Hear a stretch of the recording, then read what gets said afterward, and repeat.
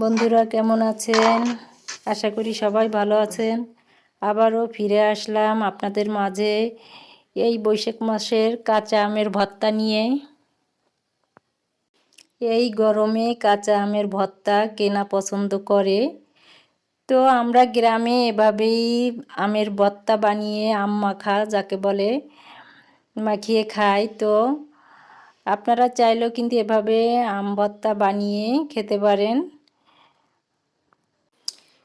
আমগুলি ছিলিয়ে নিয়ে ধুয়ে তারপরে কুচুনি দিয়ে কুচিয়ে কুচিয়ে নিতে হবে ছোট করে। এভাবে আমগুলি কুচোয়ে মাখাইলে অনেক মজা লাগে বা টেস্টি হয়। তো আমি এভাবে সব আমগুলি কুচিয়ে নেব।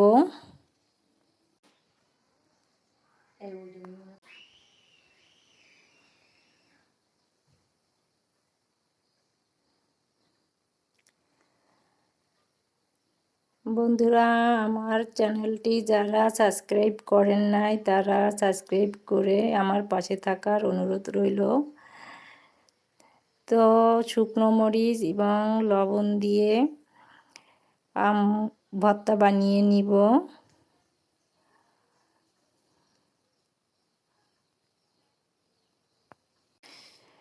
দিয়ে দিব স্বাদ মতো চিনি। কাঁচা আমের সাথে চিনিটা অ্যাড করলে টক মিষ্টি হবে, তাই চিনি, লবণ, কাঁচা মরিচ আর শুকনো মরিচ দিয়ে আমি আমটা মাখিয়ে নিব।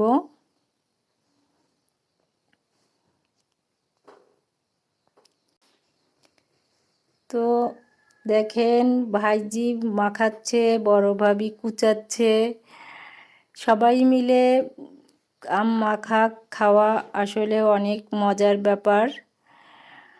তো সবাই মিলে মাখামাখি করে নিচ্ছে। আপনারাও এভাবে বান্ধবীদের ডেকে, আত্মীয়স্বজন ডেকে একসাথে মজা করে খাবেন। অনেক টেস্টি হবে, মজা লাগবে।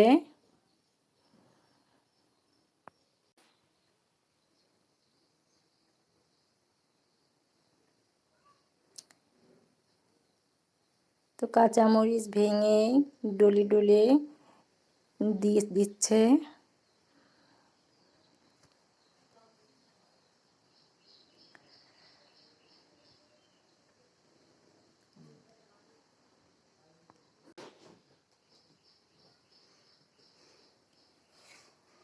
তো আমের সাথে পানি দেওয়া যাবে না, শুধু আম কচলায়ে মেখে নিতে হবে।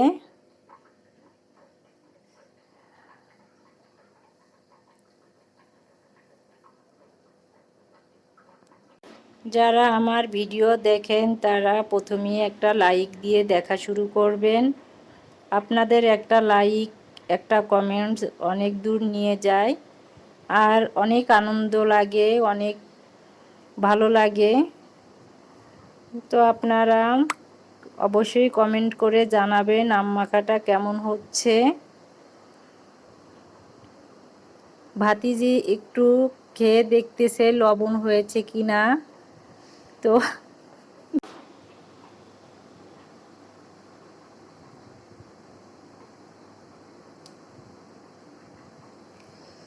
আম মাখাটা কিন্তু অনেক মজা হয়েছিল, অনেক টেস্টি হয়েছিল। আসলে সবাই এমনভাবেই খেয়েছে, একটু একটু করে ভাগে পেয়েছে সবাই, এত মজা হয়েছে।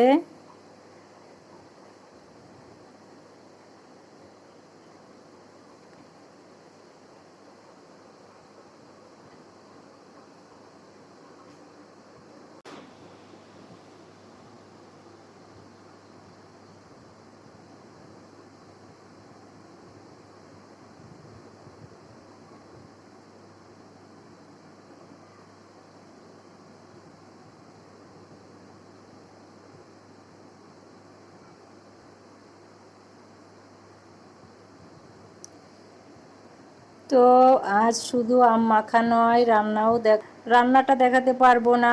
আমার ছোট ভাবি তেলাপিয়া মাছ ভুনা করছে। তো আসলে কথা কাউকে কথা কলি উঠবে, বুঝছো? না,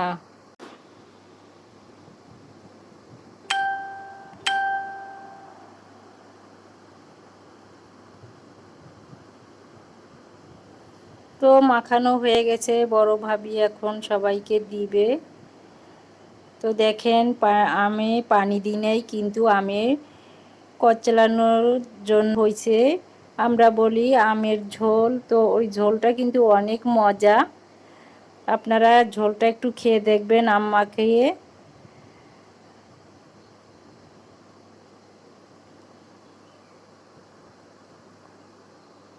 মইলে খুব হুম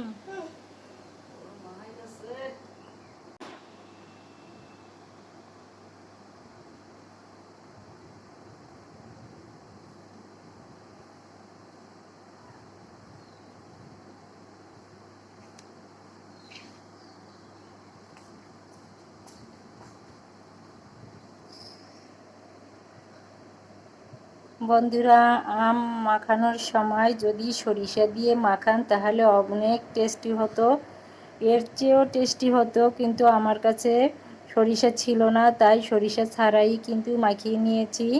আপনারা চাইলে সরিষা বেটে অ্যাড করে নিতে পারেন। তবে এই মাখানোটাই অনেক মজা হয়েছিল। একটু ধৈর্য সহকারে ভালো করে কচলিয়ে মাখিয়ে নিতে হবে, তাহলে আমটা অনেক সুন্দর মাখানো হবে এবং খেতেও টেস্টি হবে। একটু সময়ের ব্যাপার, তো একটু সময় নিয়ে কিন্তু মাখাবেন। তো দেখেন মাখাটা এত সুন্দর হয়েছে, মজাও হয়েছে। তো আমার তেলাপিয়া মাছের রেসিপি আমার ছোট ভাবি রান্না করেছে। তো দেখেন দেখতেও সুন্দর হয়েছে এবং খেতেও অনেক মজা হয়েছে।